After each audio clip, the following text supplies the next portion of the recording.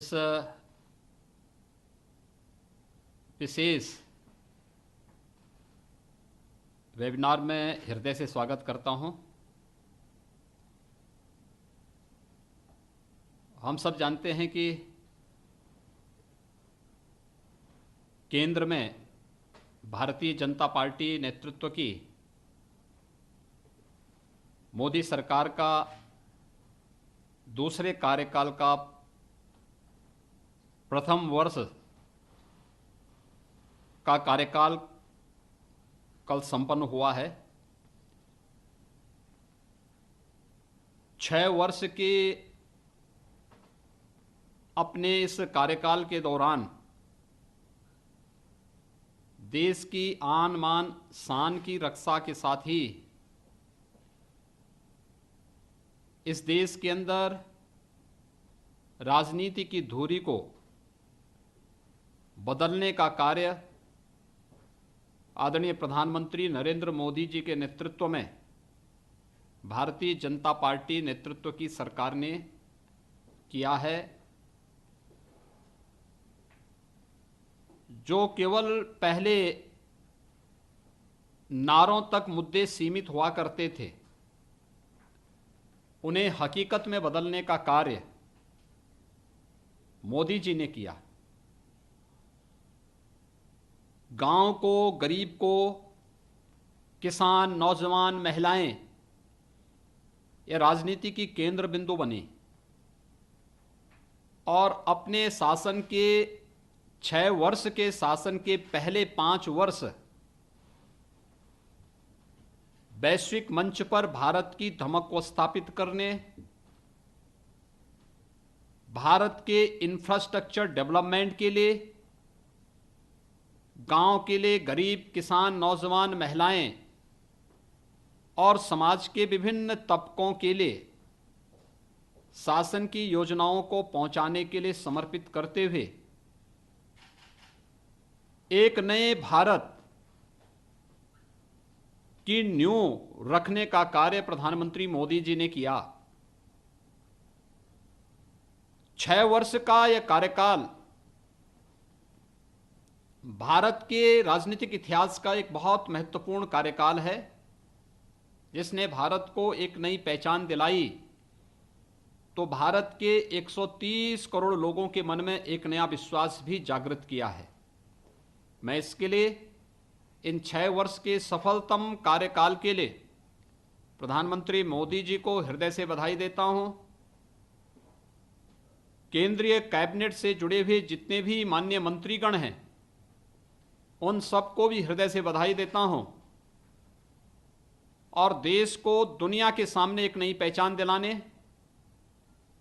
भारत के जन जन के मन को एक नई उत्साह और ऊर्जा से भरने के लिए प्रधानमंत्री मोदी जी का और केंद्रीय कैबिनेट के सभी मंत्रियों का हृदय से अभिनंदन भी करता हूं।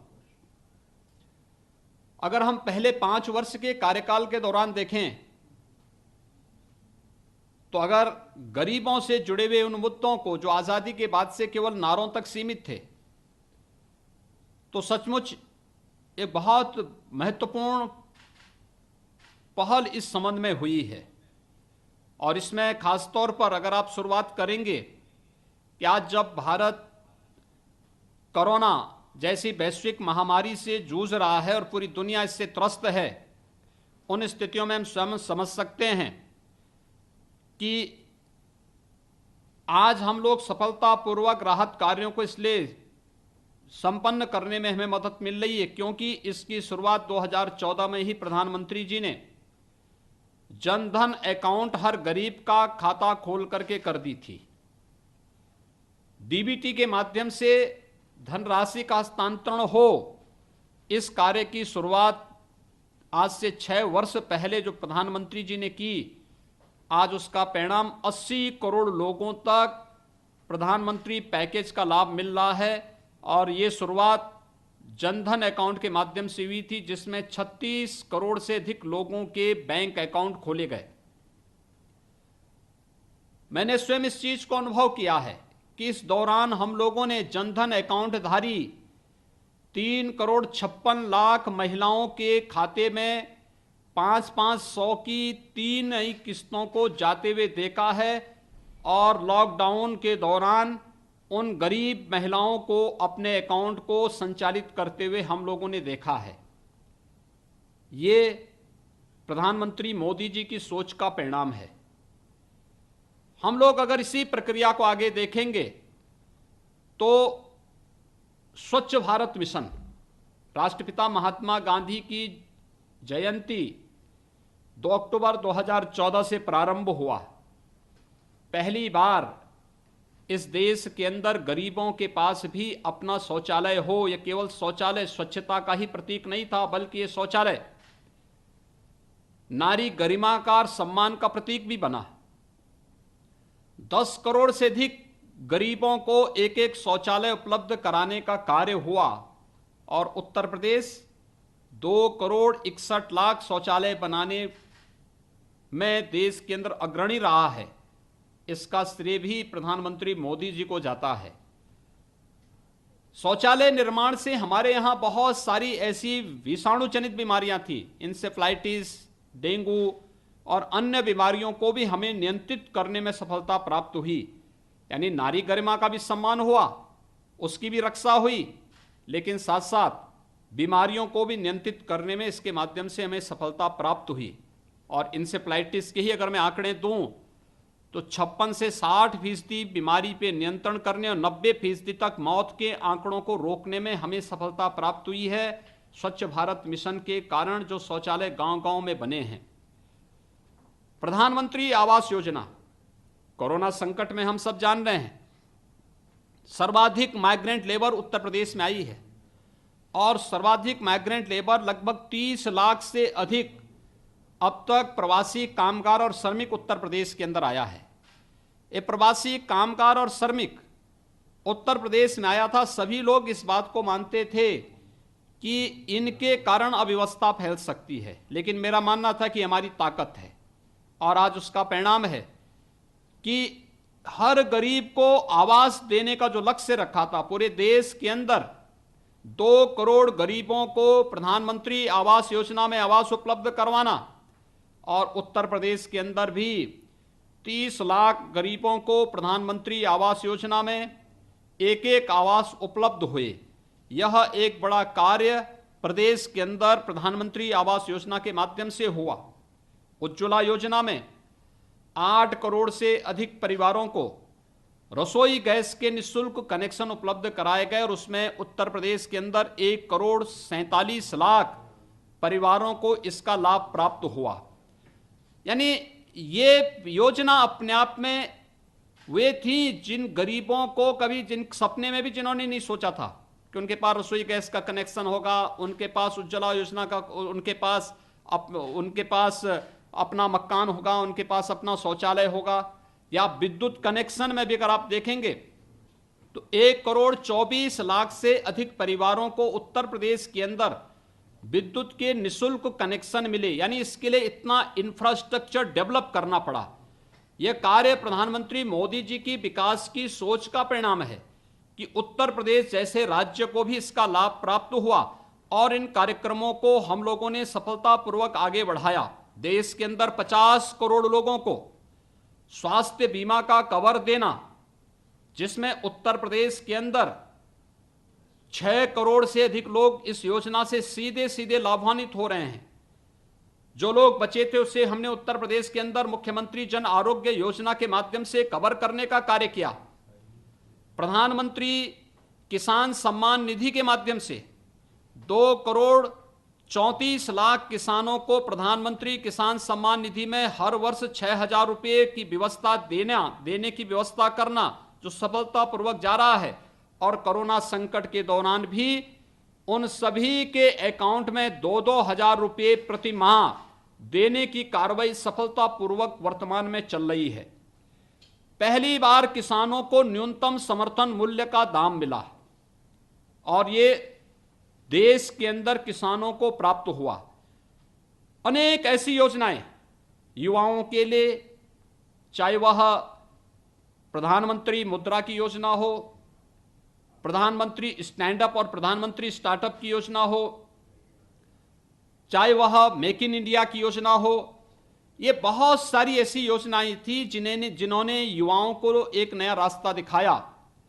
तो उत्तर प्रदेश इस बात के लिए भी गौरवान्वित होता है कि मां गंगा जब गंगोत्री से निकलती है तो गंगा सागर तक की अपनी 2500 किलोमीटर की इस दूरी में सर्वाधिक 1025 किलोमीटर की दूरी उत्तर प्रदेश के अंदर तय करती है।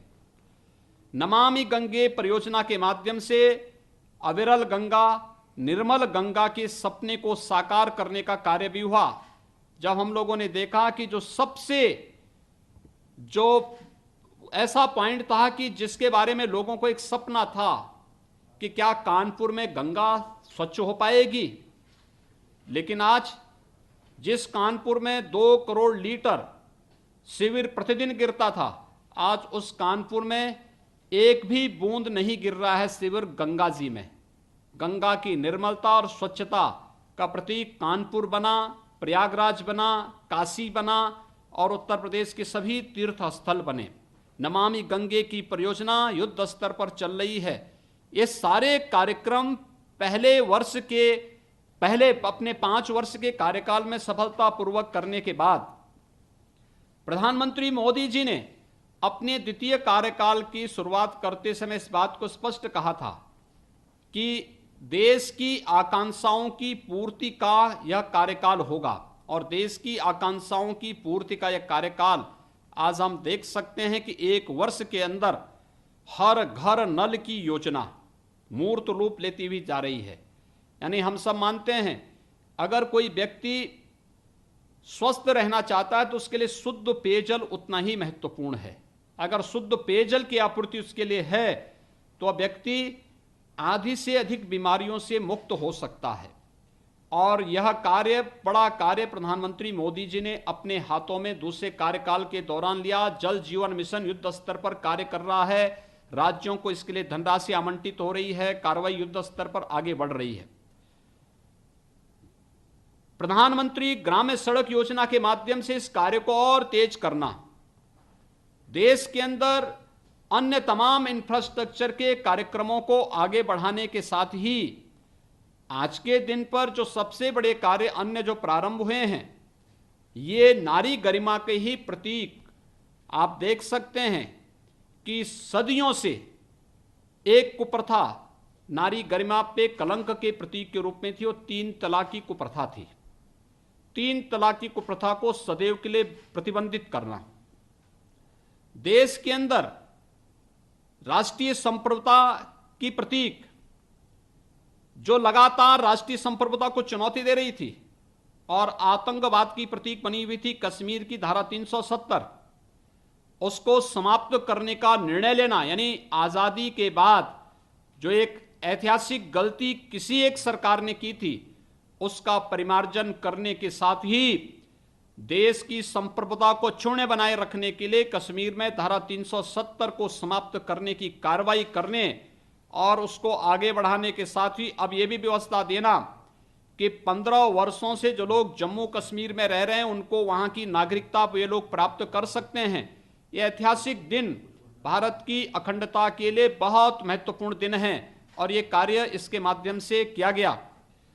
नागरिकता संशोधन कानून पाकिस्तान में, अफगानिस्तान में, बांग्लादेश में हिंदू समेत वहां के जो अल्पसंख्यक समुदाय के लोग हैं जिनका शोषण हुआ है, जिनकी प्रताड़ना हुई है, इन सभी लोगों को वहां की भारत की नागरिकता मिल जाए, वर्षों से चली आ रही इस मांग को पूरा करने का कार्य हो रहा हो, या फिर 500 वर्षों से भारत की आस्था के प्रतीक श्री राम जन्मभूमि पर भव्य राम मंदिर निर्माण का मार्ग प्रशस्त करने में एक सकारात्मक भूमिका के साथ आगे आने की कार्रवाई रही हो, ये सभी कार्यक्रम दूसरे कार्यकाल के दौरान सफलतापूर्वक आगे बढ़ाने का रहा है।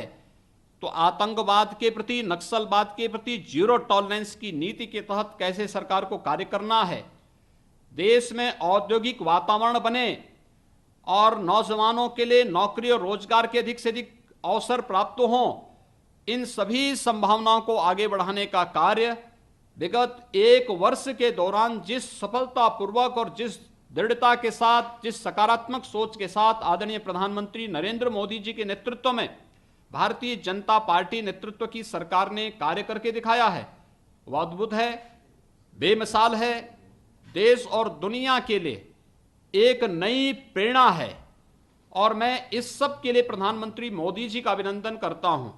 संकट में कैसे देश का नेतृत्व होना चाहिए, ये प्रतीक अगर हमें देखना है तो प्रधानमंत्री मोदी जी के द्वारा समयबद्ध ढंग से, दूरदर्शितापूर्ण तरीके से ले गए निर्णय का परिणाम है कि कोरोना संकट भारत जैसे 135 करोड़ की आबादी के देश में अगर आप संक्रमित लोगों की संख्या और मौत के आंकड़ों की तुलना दुनिया के तमाम विकसित देशों से करेंगे तो भारत अपने को एक सेफ जोन में पाता है।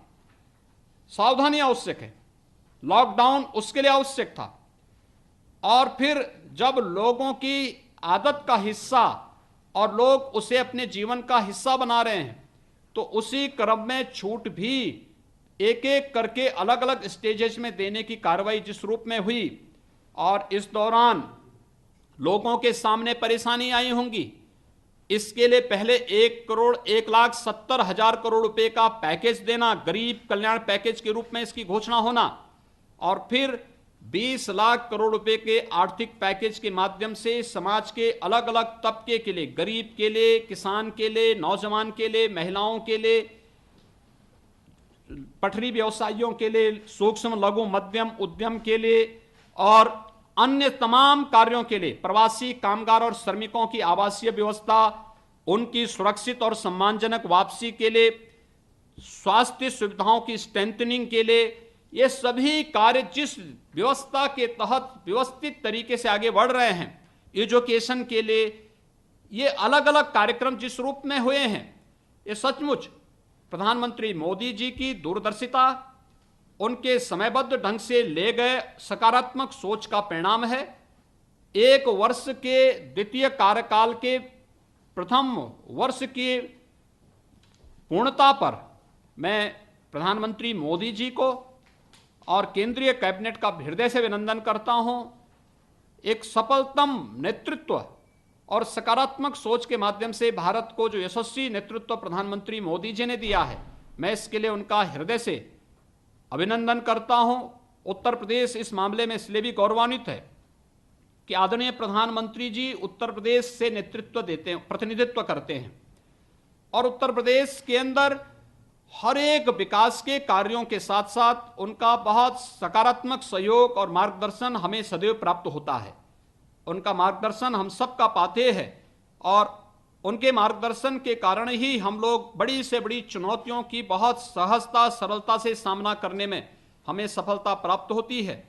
मैं आज की इस अवसर पर फिर से केंद्र सरकार के प्रधानमंत्री मोदी जी के 6 वर्ष के सफलतम कार्यकाल और द्वितीय कार्यकाल के प्रथम वर्ष की सफलतापूर्वक जिस कार्यकाल को कल संपन्न किया है, इसके लिए प्रधानमंत्री मोदी जी को हृदय से बधाई देता हूं, पूरे कैबिनेट का हृदय से अभिनंदन करता हूं और विश्वास करता हूं कि उनका तेजस्वी और यशस्वी नेतृत्व भारत को दुनिया की एक महाशक्ति बनाने में निश्चित ही एक निर्णायक भूमिका की ओर, निर्णायक नेतृत्व के रूप में आगे बढ़ाएगा।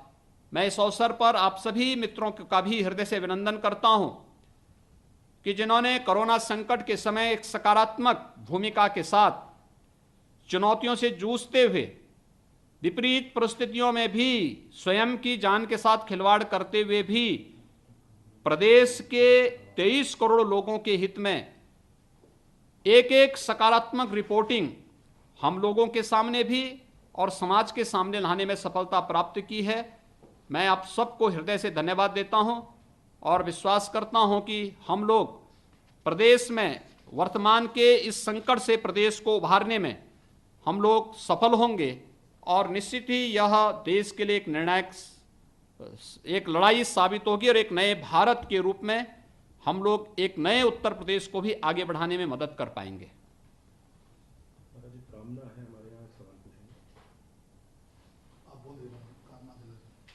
हाँ, कामना जी, आप अपना सवाल पूछ सकते हैं, अपना माइक अनम्यूट कर लीजिए। कामना जी। उमेश रघुवंशी है हमारा जी। नाउ उमेश रघुवंशी जी, अपना माइक अनम्यूट कर लीजिए।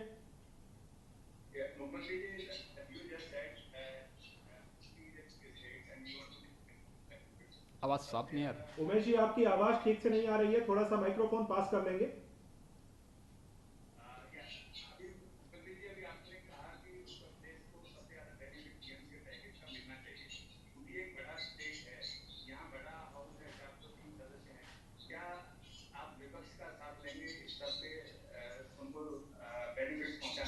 देखिए, हमें हमें ऑलरेडी पीएम पैकेज का सर्वाधिक लाभ उत्तर प्रदेश को मिला है, और जो राज्य जिस गति से कार्य कर रहा है उसको उसका लाभ उसी गति से मिल पाएगा, मिल भी रहा है।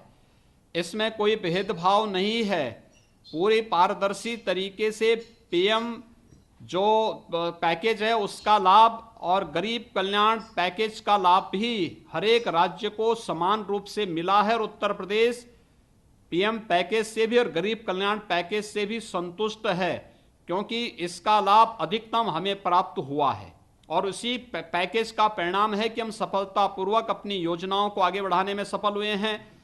अब तक हम लोग 1555 से अधिक ट्रेन के माध्यम, श्रमिक स्पेशल के माध्यम से प्रदेश के अंदर सर्वाधिक प्रवासी कामगार और श्रमिकों को सकुशल वापसी करने में और उन्हें सम्मानजनक रूप से होम क्वारंटाइन या क्वारंटाइन सेंटर तक पहुंचाने में भी हमें सफलता प्राप्त हुई है, और उनके लिए नई नई योजनाओं को बनाने में भी हमें इसी के माध्यम से सफलता प्राप्त हुई है। हमारा जी वीरेंद्र सिंह रावत है इकोनॉमिक टाइम्स से। वीरेंद्र जी। जी मुख्यमंत्री जी। हाँ जी। सर, मैं बस ये जानना चाहता था कि जैसे ये कोरोना वायरस है और ये जो इकोनॉमिक गतिविधियां जो है सब सारे स्टेट की जो है इससे प्रभावित हुई, तो टैक्स कलेक्शन भी यूपी का और सारे स्टेट का रहा। तो अभी कुछ जो है कुछ चीजों में टैक्स थोड़ा सा बढ़ा, तो अभी आगे जाके किस तरह से इस चुनौती को देखेंगे, और क्या इसमें कोई कोविड का या कोई सेस लगाने का कोई ऐसा जो प्रपोजल है सर? देखिए, इस समय आप देख रहे होंगे कि 4 स्टेजेस में लॉकडाउन की कार्रवाई के बाद कल से जो कार्रवाई होगी वह अनलॉक की प्रारंभ होने जा रही है। कंटेनमेंट जोन को नियंत्रित करते हुए वहां के जो हमारी डोर स्टेप डिलीवरी है, मेडिकल स्क्रीनिंग की है, वहां पर जो भी आवश्यक सेवाओं को छोड़ दिया जाए, उन सेवाओं को के अलावा बाकी अन्य चीजें वहीं पे प्रतिबंधित रहेंगी। शेष अन्य चीजों को, अधिकतम कार्यों को फ्रीडम देने की कार्रवाई होनी जा रही है। कल जो एडवाइजरी भारत सरकार से जारी हुई उसके माध्यम से ये है। हम लोगों की आर्थिक गतिविधियां प्रारंभ हो रही हैं, तेजी के साथ वो आगे बढ़ रही हैं, और विगत माह की तुलना में इस माह हमारा रेवेन्यू भी काफी अच्छा सामने आ रहा है। कोई भी अलग से टैक्स लगाने का हमारा प्रावधान नहीं। जनता को अधिक से अधिक रियायत कैसे दी जा सकती है, इस पर हमने फोकस किया है। औद्योगिक और व्यापारिक गतिविधियों को सोशल डिस्टेंसिंग का पालन करते हुए, 2 गज दूरी का पालन करते हुए कैसे आगे बढ़ाया जा सकता है, इसको हम लोग इस समय फोकस कर रहे हैं। और इसी के लिए आज 2 बजे के बाद हमारी प्रदेश की गाइडलाइन प्रदेश के अंदर जारी होने जा रही है। शिल्पी से शिल्पी जी, आप अपना सवाल पूछिए।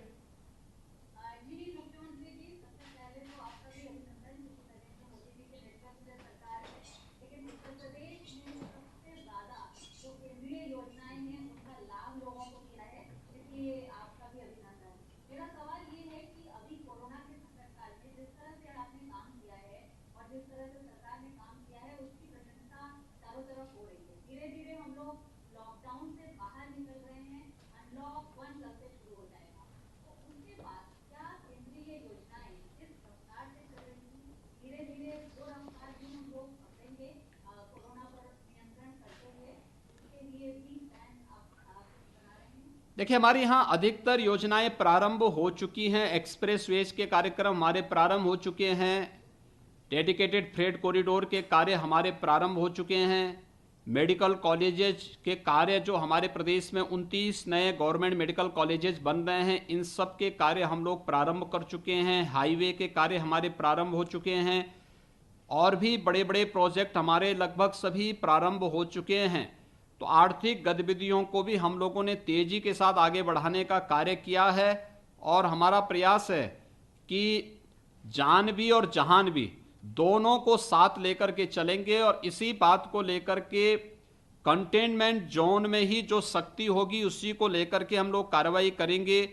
जो अभी तक सायंकाल 7 बजे से सुबह 7 बजे तक का रात्रिकालीन कर्फ्यू था, इसमें भी काफ़ी ढील देने की व्यवस्था की जा रही है और भी अन्य तमाम चीज़ें जो अभी गाइडलाइन 2 बजे के बाद जारी होगी तो उसमें बहुत सारी चीज़ें आप देखेंगे कि बहुत सारी ऐसी गतिविधियां प्रारंभ होंगी जो आर्थिक गतिविधियों के साथ साथ प्रत्येक नागरिक को भी अब सोशल डिस्टेंसिंग का पालन करते हुए हम लोग इस बारे में जरूर ध्यान देंगे कि हर हाल में कोरोना की चेन को तोड़ने के साथ साथ आर्थिक गतिविधियों को हम आगे बढ़ा सकें। कामना हजेला है एएनआई से।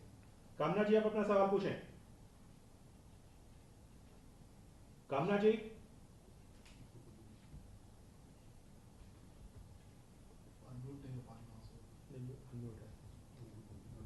अनामिका है हमारा जी। अनामिका जी, आप अपना सवाल पूछिए। जी नमस्ते सर, मैं अनामिका सिंह इंद्रजीत से। सर मेरा सवाल ये है कि जिस तरीके से जो वैक्सीन जारी है केंद्र की तरफ से बहुत सारी 8 जून से मंदिर मस्जिद सब खुल भी जाएंगे, तो सर आपको ऐसा लगता है कि अगर चीजें खुलती हैं, बहुत छूट मिलती है तो लोग घर से बाहर बहुत ज्यादा निकलेंगे और अगर वो निकलते हैं तो कोरोना विस्फोट का कारण भी बन सकते हैं, तो उसके लिए आगे की क्या तैयारी होगी कंटेनमेंट जोन को, क्योंकि अभी जब सब कुछ खुलेगा तो लोग भी बाहर निकलेंगे और खरीदारी भी करेंगे, घूमे फिरेंगे भी, अपनी बाकी जरूरतें भी पूरी करेंगे, तो इसको लेकर सरकार की क्या तैयारी है? देखिए, मास गैदरिंग हर हाल में रोकना एक, दूसरा धर्म स्थलों को और उन सार्वजनिक स्थलों को जहां पे भीड़ भाड़ हो सकती है, अभी 8 जून के बाद से ये कार्रवाई आगे बढ़ेगी। अभी पहले चरण में जब हम लोग अनलॉक की पहली कार्रवाई को प्रारंभ करने जा रहे हैं तो पहले सप्ताह में हम फेज वाइज सभी कार्रवाई को आगे ले रहे हैं और कल की जो एडवाइजरी भारत सरकार ने जारी की है उसमें धर्मस्थलों को 8 जून के बाद ही ये व्यवस्था दी गई है। लेकिन कोई भी सामाजिक कार्यक्रम नहीं होंगे बड़े या मास गैदरिंग कहीं भी नहीं होगी। शादी ब्याह के लिए या कहीं पर किसी अंतिम संस्कार के कार्यक्रम के लिए या किसी भी सामाजिक और मांगलिक कार्यक्रम के लिए एक व्यवस्था बनाई गई है, उसका पालन अनिवार्य होगा और उसके तहत ही इस कार्रवाई को आगे बढ़ाएंगे। क्योंकि छूट इस आधार पर दी जा रही है कि अधिक से अधिक लोगों को हम लोग इसके प्रति जागरूक भी कर सकें और जागरूकता इसमें बहुत महत्वपूर्ण होगी, बचाव महत्वपूर्ण होगा और उस बचाव को आगे करते हुए ये कार्यक्रम आगे बढ़ रहे हैं और मेरा विश्वास है कि हर व्यक्ति अब इसके लिए तैयार हो चुका है। पहले स्वयं बचना और दूसरों को इससे बचने के लिए प्रेरित करना, यही मंत्र कोरोना के साथ प्रत्येक नागरिक को जीने की आदत डाल पाएगा। दूसरा, 65 वर्ष से अधिक उम्र के लोगों को, बीमारियों से ग्रसित लोगों को, गर्भवती महिलाओं को, 10 साल से नीचे के बच्चों को या कमजोर लोगों को अभी भी बाहर निकलने से रोकना पड़ेगा, क्योंकि इन लोगों के लिए कोरोना ज़्यादा खतरनाक है और इसलिए इन चीज़ों पर विशेष सावधानी बरतने के लिए जो गाइडलाइन जारी हो रही है, इन्हीं सब बातों को ध्यान में रख करके जारी हो रही है। विजय उपाध्याय जी हैं दैनिक भास्कर से। पहले तो मुख्यमंत्री जी आपको बधाई कि 23 करोड़ की आबादी वाले उत्तर प्रदेश में आपने कोरोना को इस तरह से नियंत्रित किया कि कुल अभी 7,500 लोग ही इससे संक्रमित हुए, उसमें ज्यादातर ठीक भी हो गए हैं। और बड़ी चुनौती तबलीगी जमात ने क्रिएट की, जिन्होंने 3,000 करीब कोरोना संक्रमित दिए उत्तर प्रदेश को। इसके बाद श्रमिक जो आए किन्हीं कारणों से, उनमें भी करीब 2,000 कोरोना संक्रमित पाए गए। ऐसा माना जा रहा है कि सितंबर तक स्थितियां पूरी तरह से नियंत्रित हो जाएंगी। तो कुछ योजनाएं जो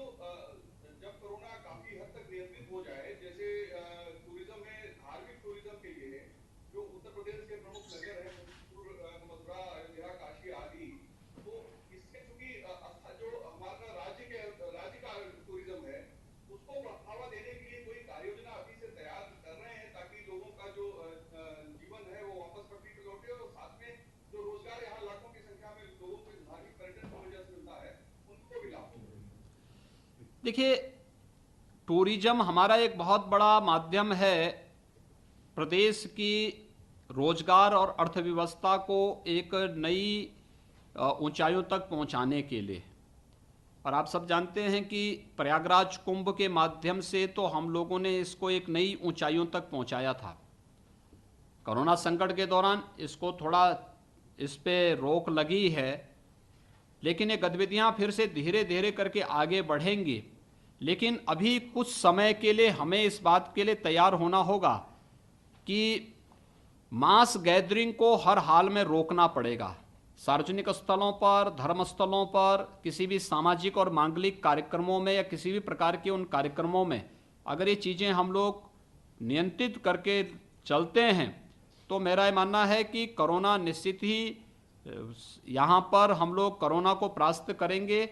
उत्तर प्रदेश अब तक बहुत अच्छी स्थिति में है और मेरा ये मानना है कि जो ट्रेंड अभी तक है, अगर एक बार सभी लोग इसके साथ जुड़ करके जिस रूप में टीम वर्क के रूप में काम कर रहे हैं, आगे भी हम लोग इसको नियंत्रित करने में हमें सफलता प्राप्त होगी। प्रेम मिश्रा है एनबीटी से। प्रेम जी, अपना सवाल पूछें। मुख्यमंत्री जी नमस्कार, मैं प्रेम हूँ। मेरा प्रश्न यह था कि आपने कहा कि जो प्रवासी बड़े पैमाने पे आ रहे हैं, लोगों के मन में ये था कि इनके आने से अराजकता होगी, लेकिन आपने इन्हें अपनी ताकत और संपदा बताई। उनके रोजगार के लिए व्यापक स्तर पर सरकार की ओर से प्रयास किए जा रहे हैं, लेकिन उनके पुनर्वास की क्या कार्ययोजना होगी? और दूसरा, उत्तर प्रदेश में पहले से ही श्रम शक्ति मौजूद है, तो उन दोनों के बीच में समायोजन करते हुए क्या व्यापक कार्ययोजना बनेगी? देखिए, बहुत बड़ी देखिए, आज भी हमारे पास हम लोगों ने हर एक उद्योग की मैपिंग प्रारंभ की है और बड़ी संख्या में हमें मैन पावर की आवश्यकता उद्योगों में है। दूसरा, जो पैकेज पीएम पैकेज एमएसएमई के लिए घोषित हुआ है, इसकी तैयारी हमारी पहले से एमएसएमई सेक्टर में चल रही थी। व्यापक संभावनाएं इसमें भी हमारे पास रोजगार की हैं और देश का सबसे बड़ा एमएसएमई सेक्टर उत्तर प्रदेश के पास हमारे पास यहाँ मौजूद है। तो पीएम पैकेज का लाभ देने की व्यवस्था, इसके माध्यम से मैंने आपको जो पहले बताया कि प्रधानमंत्री आवास योजना 30 लाख से अधिक हमारे यहाँ पहले से ही बन करके तैयार है। लेकिन हम लोगों ने अभी प्रवासी जो कामगार और श्रमिकों के बारे में, छात्रों के बारे में और अन्य लोगों के बारे में भी जो एक कार्य योजना आगे बन रही है, उनके अगर वे शहर में आते हैं तो उनके पुणे फुटपाथ पर या कहीं रेन बसेरा में शरण न लेनी पड़े, बल्कि उनके व्यवस्थित आवासीय सुविधा उन्हें प्राप्त हो सके, इसके लिए भी एक विस्तृत कार्य योजना हम लोगों ने तैयार की है। वह शासकीय स्तर पर भी, स्थानीय नगर निकायों के स्तर पर भी और निजी जो इस क्षेत्र में जो कार्य करने वाले, जो विनिर्माण क्षेत्र में कार्य करने वाली इकाइयां हैं, इन सबको भी प्रोत्साहित करके हम इन कार्यक्रमों को आगे बढ़ा रहे हैं। और मेरा ये मानना है कि उत्तर प्रदेश में कार्य की भी कमी नहीं है, लेकिन साथ साथ जहां पे आवश्यकता पड़ेगी तो स्किल डेवलपमेंट के माध्यम से हम सामाजिक और आर्थिक सुरक्षा की गारंटी अपने हर कामगार और श्रमिक को देने जा रहे हैं। इसी के लिए हम लोगों ने प्रदेश के अंदर अपना एक कामगार श्रमिक कल्याण आयोग के गठन की प्रक्रिया को तेजी से आगे बढ़ाया है और हम इसके लिए अपने जनपद स्तर की सेवायोजन कार्यालय को और एक्टिवेट करने जा रहे हैं, जिसके माध्यम से प्रत्येक की स्किल मैपिंग के साथ साथ इस कार्रवाई को भी हम आगे बढ़ाएंगे और ये बहुत अच्छा कार्यक्रम होगा। पीएम पैकेज से इससे हमें काफी लाभ मिला है इस कार्यक्रम को आगे बढ़ाने के लिए। रतीश त्रिवेदी जी है। रतीश जी, आप अपना सवाल पूछें। मुख्यमंत्री जी नमस्कार, मैं रतीश त्रिवेदी न्यूज स्टेट से। मुख्यमंत्री जी, इसमें कोई दो राय नहीं है कि आपने और आपकी टीम ने बहुत अच्छा काम किया है कोरोना संक्रमण काल में। आपके यहाँ से कहा गया, लगातार कहा गया कि मई में 1 लाख कोविड हॉस्पिटल बेड की व्यवस्था कर ली जाएगी। 50 टेस्टिंग से 10,000 टेस्टिंग आज पहुंच गई है। विपक्ष की भी बात अगर कर लें इसमें, तो वो लगातार आप पर ये आरोप लगा रहे हैं कि जो आंकड़े आपकी तरफ से दिए जाते हैं वो आंकड़ों की दरअसल बाजीगरी है। और दूसरा, लॉकडाउन उल्लंघन के नाम पर विपक्ष के नेताओं को बंद किया गया है, उनको समाज सेवा करने का दिया। देखिए, मुझे बताते हुए प्रसन्नता और मैं आपको धन्यवाद दूंगा कि आपने हमारे इन आंकड़ों को देखा है। आज हमारे प्रदेश में लेवल 1, लेवल 2, लेवल 3 के कोविड हॉस्पिटल में 1,01,000 बेड उपलब्ध हो चुके हैं और आज ही ये चीज़ें हम लोगों ने तैयार करने में हमें सफलता प्राप्त हो गई है। यानी पूरे देश के अंदर किसी भी राज्य के पास ये सर्वाधिक संख्या है और उत्तर प्रदेश ने इसमें सफलता प्राप्त की है। साथ साथ 10,000 टेस्टिंग की क्षमता आज के दिन पर उत्तर प्रदेश में प्रतिदिन की हो चुकी है। ये दो हमारी उपलब्धि है। 15 जून तक हमने टेस्टिंग की क्षमता को 15,000 करने, इसके बाद 30 जून तक 20,000 तक प्रतिदिन करने की व्यवस्था की है। अब तक हमारे पास आज की डेट पर हम लोग 2,72,000 टेस्ट संपन्न कर चुके हैं। आप अनुमान कर लीजिए कि जहां पे हमारे पास जब कोविड का पहला केस उत्तर प्रदेश में आया था तब हमारे पास 50 टेस्ट प्रतिदिन की क्षमता थी। आज हम 10,000 टेस्ट प्रतिदिन कर रहे हैं और ये आंकड़े की बाजीगरी नहीं, जो कार्य हो रहा है और जो सेवाएं मिल रही हैं ये जनता उसको महसूस कर रही है। भगवान करे कि किसी विपक्ष के नेता को कोविड हॉस्पिटल न जाना पड़े, अन्यथा आंखों से वे इस चीज़ों को देखते और सही सेवा करते तो इस प्रकार का प्रश्न और इस प्रकार की टिप्पणी इस समय नहीं करते। हम लोग आगे भी इस कार्रवाई को आगे बढ़ाएंगे। हम लोगों ने शुरू से इस बारे में कहा था ये संकट किसी व्यक्ति, किसी जाति, किसी मत, मजहब या पार्टी का नहीं है। ये वैश्विक संकट है और वैश्विक संकट का सामना सबको मिलकर करना चाहिए और सभी लोग मिलकर के अगर इसका सामना करते अच्छा होता। लेकिन आपने देखा होगा नकारात्मक राजनीति इस हद तक, जो लोग ट्विटर पर बहुत बड़ी टिप्पणियां करते हैं, एक फूटी कौड़ी यानी एक पैकेट भी भोजन का उन्होंने किसी गरीब को इस दौरान नहीं दिया है। उनकी असलियत देख सकते हैं। और जिन लोगों ने कोटा से बच्चों को वापस लाने में राज्य सरकार से तेल भी मांगा और किराया भी मांगा, वे हमें बस की सूची देते हैं। जब हमने बस मांगने के लिए उनकी सहमति, उनकी द्वारा भेजे गए प्रस्ताव को स्वीकार किया तो वे आंकड़े इतने फर्जी निकले कि अगर हम उसमें सहमति देते तो बच्चों के जीवन के साथ सीधे सीधे खिलवाड़ हो रहा था। आप एक डिजास्टर के खिलाफ लड़ाई के समय में इस प्रकार का फर्जी कार्य कर रहे हैं और जनता की और छात्रों के जीवन के साथ खिलवाड़ कर रहे हैं, यह अक्षम्य अपराध है और इस प्रकार की कारगुजारी, इस प्रकार का फर्जीवाड़ा कतई स्वीकार्य नहीं हो सकता। राज्य सरकार केंद्र सरकार के साथ मिलकर के प्रत्येक नागरिक को न केवल सम्मान और सुरक्षा देने के लिए प्रतिबद्ध है बल्कि बेहतर स्वास्थ्य सुविधा भी दे रही है और आगे भी हम एक क्रम हमारा ये निरंतर आगे भी चलता रहेगा। रणवीर है एबीपी से। 2 क्वेश्चंस और लेंगे, लास्ट होगा इसके बाद। रणवीर जी आप अपना सवाल पूछें। जी मुख्यमंत्री जी नमस्कार। मेरा सवाल ये है कि कल के सेंटर की गाइडलाइन में ये कहा गया था, हाँ जी, जिस तरीके से दिल्ली अब आसपास के राज्यों में केसेस आ रहे हैं, क्या हम तैयार हैं इंटर स्टेट ट्रांसपोर्टेशन के लिए? देखिए बहुत महत्वपूर्ण प्रश्न आपका है और हम लोगों को भारत सरकार की गाइडलाइन को हम यहाँ पे पालन कर रहे हैं। हम लोगों ने इस बात को व्यवस्था बना दी है। एनसीआर में, गौतम बुद्ध नगर में और गाजियाबाद में उस गाइडलाइन के अनुरूप जिलाधिकारी वहाँ पर कंटेनमेंट जोन और आवागमन की व्यवस्था को देखेंगे। इंटर स्टेट के लिए 2 राज्यों की सहमति आवश्यक होगी। दोनों राज्य जब आपस में चलेंगे तो सहमत होंगे, ये व्यवस्थाएं संभव हो पाएंगी। फिलहाल मेट्रो की व्यवस्था अभी चलनी नहीं है। ट्रेन का आवागमन फ्रीक्वेंट होगा। घरेलू जो उड़ानें हैं ये भी प्रारंभ हो चुकी हैं, कोई इसमें संदेह नहीं है। लेकिन बाकी अन्य गतिविधियों को प्रारंभ करने के लिए, जैसे इंट्रा स्टेट जो हमारी बस सेवा है, टैक्सी सेवा है, इसको हम प्रारंभ करने जा रहे हैं। कोई निजी साधन से एक राज्य से दूसरे राज्य में जा रहा है तो उसमें प्रतिबंध नहीं, बशर्ते वह लोक स्वास्थ्य के लिए खतरनाक न हो। और इस चीज को लोकल एडमिनिस्ट्रेशन तय करेगा। खासतौर पर गाजियाबाद और नोएडा में लोकल स्तर पर लोक स्वास्थ्य के लिए क्या उचित हो सकता है, इसके लिए स्थानीय स्तर पर डिस्ट्रिक्ट एडमिनिस्ट्रेशन तय करेगा। राघवेंद्र पांडे है एएनआई से। राघवेंद्र जी आप अपना सवाल पूछें।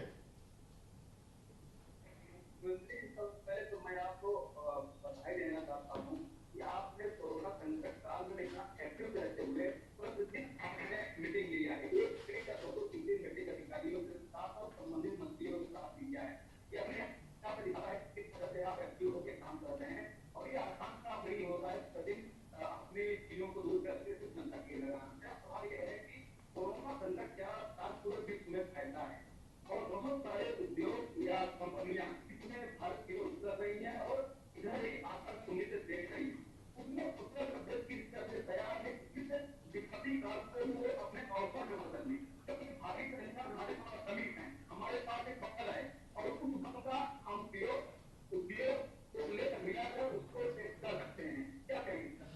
देखिए, मैं आभारी हूं आपके प्रति इन सब प्रश्नों के लिए। उत्तर प्रदेश इसके लिए पूरी तरह तैयार है। और आपको याद होगा कि उत्तर प्रदेश में लॉकडाउन के अंदर अलग अलग चरणों में हम लोगों ने अलग अलग उद्योगों को भी चलाया है। जैसे चीनी मिलें हमारे पूरे लॉकडाउन के दौरान चली हैं, ईंट के भट्टे पूरे लॉकडाउन के दौरान चले हैं, हमारे प्रदेश में कोल्ड स्टोरेज 2500 से अधिक हैं, सभी चले हैं। लगभग 25 लाख श्रमिक इन 3 प्रकार के उद्योगों में प्रदेश के अंदर पहले से कार्य कर रहे हैं। हम लोगों ने लॉकडाउन के अलग अलग चरण में जब छूट मिलती रही, तो अब तक हम लोग अगर एमएसएमई सेक्टर को देखें तो एमएसएमई सेक्टर में हमने 27 लाख से अधिक लोगों को फिर से काम उपलब्ध कराया है। वे फिर से काम, ये उद्योग हमारे प्रारंभ हो चुके हैं और इस पे कार्रवाई हमारी आगे बढ़ चुकी है। साथ साथ बड़े उद्योग भी हमारे प्रारंभ हो चुके हैं, जिसमें लगभग 65,000 से अधिक लोग इसमें भी इन्होंने प्रारंभ कर दिया है। और जहां तक नए निवेश की बात है, तो ये प्रस्ताव हमें प्रारंभ हो चुके हैं। हमारी टीम बन चुकी है, मंत्री समूह गठित हो चुके हैं, उनके नेतृत्व में अलग अलग टीम अलग अलग प्रकार के और अलग अलग प्रकार के निवेश को आमंत्रित करने के लिए युद्ध स्तर पर कार्य कर रहा है। हम लोगों ने यूएस के, जापान के और साउथ कोरिया का भी डेस्क स्थापित कर लिया है और लगातार उनके साथ संवाद बनाते हुए जहां से भी निवेश आ सकता उस निवेश को उत्तर प्रदेश के अंदर करवाने, उसी के अनुरूप अपनी पॉलिसी तैयार करने, पॉलिसी के दायरे में हर एक व्यक्ति को समान अवसर देने की व्यवस्था प्रदेश में की है। और मैं विश्वास के साथ कह सकता हूं कि प्रदेश में हर हाथ को हम कार्य देंगे, हर घर में रोजगार की सुविधा उपलब्ध कराने में हम लोग सफल होंगे। हरेंद्र चौधरी हैं R9 से। हरेंद्र जी, अपना सवाल पूछे आप। जी मुख्यमंत्री जी नमस्कार। हालांकि हम सभी ने आपके जो प्रयास है, जो अथक प्रयास है कोरोना महामारी से लड़ने के लिए, उसको हम सभी ने देखा है।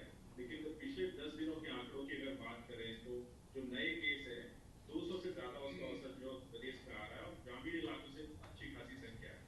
निगरानी समिति का गठन आपकी तरफ से किया गया जी, लेकिन उसके बावजूद हमने देखा है कि जो फेस कवर मास्क के जो नियम आपने बनाए हैं, सोशल डिस्टेंसिंग को लेकर जुर्माने का प्रावधान किया गया है। कल से अनलॉक 1 की शुरुआत हो रही है, तो आपको नहीं लगता कि इसको और ज्यादा कारगर करने के लिए नई रणनीति की जरूरत है?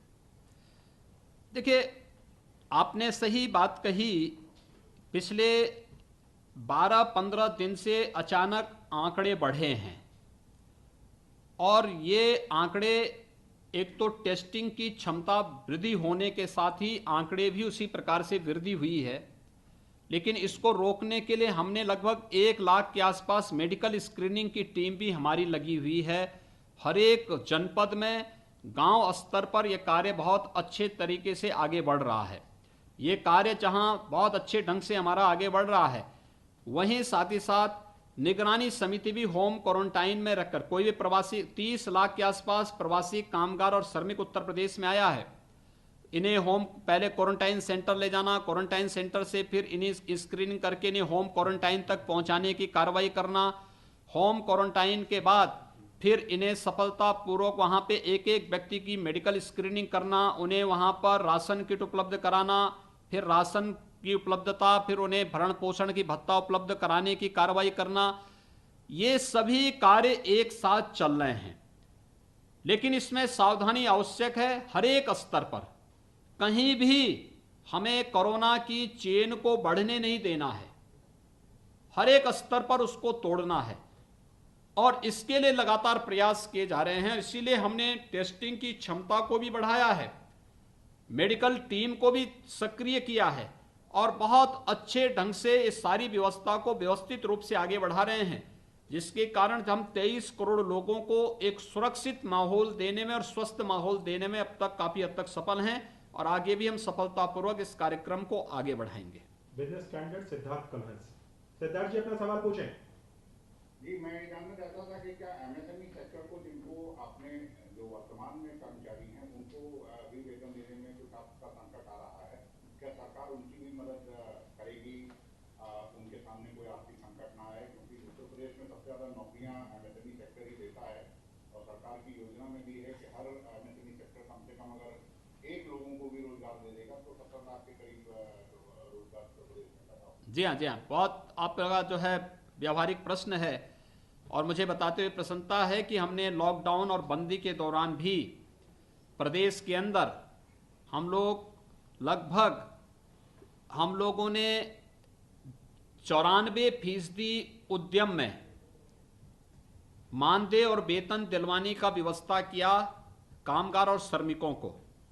1700 करोड़ रुपए इस दृष्टि से उद्योगों ने उपलब्ध करवाए हैं कामगार और श्रमिकों को लॉकडाउन के दौरान भी। ये उनका नैतिक दायित्व भी था और उनकी सदा संहिता भी थी। हम लोगों ने अपील भी की थी और वे लोग लगातार इस कार्यक्रम को वहां पर संपन्न किए हैं और ये कार्य वहां पर संपन्न हुआ है। जहां पर लोगों के पास व्यवस्था नहीं थी, कोई दिक्कत थी, हम लोगों ने वहां पे खाद्यान्न या फिर फूड पैकेट उपलब्ध कराने में योगदान किया। तो ये सारे लगातार चल रहे हैं और अब तो सभी एमएसएमई सेक्टर से जुड़े हुए हों, बड़े उद्योग हों, ये सभी अब चालू हो चुके हैं, प्रारंभ हो चुके हैं। इसलिए अब कोई बहुत समस्या नहीं आने वाली है। हम लोग प्रयास कर रहे हैं कि अच्छा पैकेज इन सभी को प्राप्त हो जाए, जिससे ये कार्यक्रम सफलतापूर्वक आगे बढ़ सके और हम लोग जान भी जहान भी दोनों को एक साथ लेकर के चल सकें।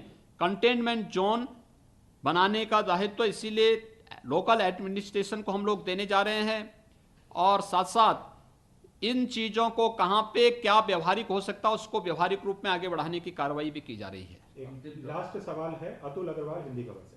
अतुल जी अपना सवाल पूछें। महाराज जी, मैं प्रणाम करता हूँ आपको। मैं हिंदी खबर का संपादक हूँ और सबसे पहले आपको बधाई देना चाहता हूँ क्योंकि मन की बात में आज माननीय प्रधानमंत्री जी ने आपके श्रमिक आयोग का जिक्र किया। आप लगातार कोरोना से लड़ने में जी जान से जुटे हुए हैं। 30 लाख प्रवासी मजदूरों को रोजगार देने की दिशा में काम कर रहे हैं। 11.5 लाख श्रमिकों को आपने रोजगार की गारंटी दे दी है, एमओयू साइन कर दिए सर, बहुत अच्छी बात है। लेकिन मेरा जो मूल सवाल है वो ये कि 21-22 फरवरी 2018 को इन्वेस्टर समिट में 4,89,000 करोड़ के एमओयू साइन हुए थे। उसमें कितने एमओयू धरातल पे उतरे, कितने कारखाने, कितने उद्योग धंधे लगे, कितने प्रत्यक्ष और अप्रत्यक्ष रोजगार और नौकरियों का सृजन हुआ सर, ये आपके अपने विरोधियों को बताना बहुत जरूरी है क्योंकि लगातार आप पर आक्रमण हो रहे हैं। देखिए हम लोगों ने जब 21-22 फरवरी 2018 को इन्वेस्टर समिट किया था तो इस इन्वेस्टर समिट के साथ ही हम लोगों ने 6 महीने के अंदर पहला ग्राउंड ब्रेकिंग सेरेमनी भी कर दिया था। 65,000 करोड़ रुपए की निवेश योजनाएं धरातल पर उतरी थी। द्वितीय अगले 1 वर्ष के अंदर हम लोगों ने दूसरा ग्राउंड ब्रेकिंग सेरेमनी का आयोजन किया था जिसमें हमारे पास 62,000 करोड़ रुपए की योजनाओं को हमने वास्तविक धरातल पर उतारा और लगातार अलग अलग समय पे ये कार्यक्रम हमारे आगे बढ़ते रहे। 1.5 लाख करोड़ रुपए से अधिक की योजनाओं को वास्तविक धरातल पर उतारने में मदद मिली हम लोगों को इन सभी योजनाओं के माध्यम से और अभी भी उस पे लगातार कार्य चल रहा है। अन्य जो ग्राउंड ब्रेकिंग में यानी जो लोग हमारे इन्वेस्टर समिट में नहीं आ पाए थे उसके बाद भी हम लोगों ने अलग अलग समय में अलग अलग निवेश किए थे और इन सभी को अगर आप देखेंगे तो पिछले 3 वर्ष में 3 लाख करोड़ रुपए से अधिक का निवेश हम किए हैं और 3 लाख करोड़ रुपए से अधिक का निवेश ये उन स्थितियों में है जब हमारे पास 4,28,000 करोड़ रुपए के प्रस्ताव आए थे। उनमें से 3 लाख करोड़ रुपए से अधिक के निवेश के प्रस्तावों को जमीनी धरातल पर उतार करके और उसमें से बहुत सारी इकाइयों ने तो प्रोडक्शन भी शुरू कर दिया है। तो ये अपने आप में उत्तर प्रदेश के पास पहली बार इस प्रकार की स्थिति पैदा हुई। एक कोई भी उद्योगपति या उद्यमी ये नहीं कह सकता या निवेशक ये नहीं कह सकता कि हमारे साथ भेदभाव हुआ, क्योंकि हमने एक पॉलिसी बनाई थी। आप पॉलिसी के दायरे में आइए, आप उसके तहत आपको हम लोग निवेश मित्र पोर्टल के माध्यम से सिंगल विंडो सिस्टम का लाभ दे रहे हैं। उसके माध्यम से हर एक व्यक्ति लाभान्वित होता गया और उसका परिणाम है कि आज जब चाइना से कोई निवेशक छोड़ता है तो उसके लिए भारत सबसे अच्छा गंतव्य निवेश का दिखाई देता है और उसमें भी उत्तर प्रदेश दिखाई देता है। जैसे कि अभी हाल ही में जर्मन की एक कंपनी ने अपने निवेश के लिए उत्तर प्रदेश का चयन किया है। ऐसे ही अन्य तमाम उद्यम आएंगे। अभी आगे देखते रहिए, कोरोना संकट के साथ साथ नए निवेश के साथ उत्तर प्रदेश पूरी तरह तैयार है और हम लोग यहाँ पे निवेश भी कराएंगे, रोजगार भी सृजित करेंगे और नए नए रोजगार की संभावनाओं के साथ उत्तर प्रदेश की इस मैन पावर को, उत्तर प्रदेश की इस ताकत का एहसास उत्तर प्रदेश के विकास के माध्यम से, एक नव निर्माण के माध्यम से हम आगे करेंगे। सर, माननीय मुख्यमंत्री जी का हम लोग धन्यवाद ज्ञापित करेंगे। हम प्रेस के अपने सभी साथियों का धन्यवाद ज्ञापित करेंगे कि कल रात 12 बजे के बाद हमारी पूरी टीम, हमारे डायरेक्टर इंफॉर्मेशन, हमारे सभी सलाहकार और संजीव सिंह साहब ने जुटकर सबको जोड़ा है। इतनी जल्दी इतने सारे लोग जुड़ जाएंगे, ये भी एक रिकॉर्ड है। हम सभी अपने प्रेस के साथियों का धन्यवाद ज्ञापित इस आधार पर करेंगे कि माननीय मुख्यमंत्री जी से यही निवेदन करेंगे कि आगे भी इस टेक्नोलॉजी का फायदा लेकर हम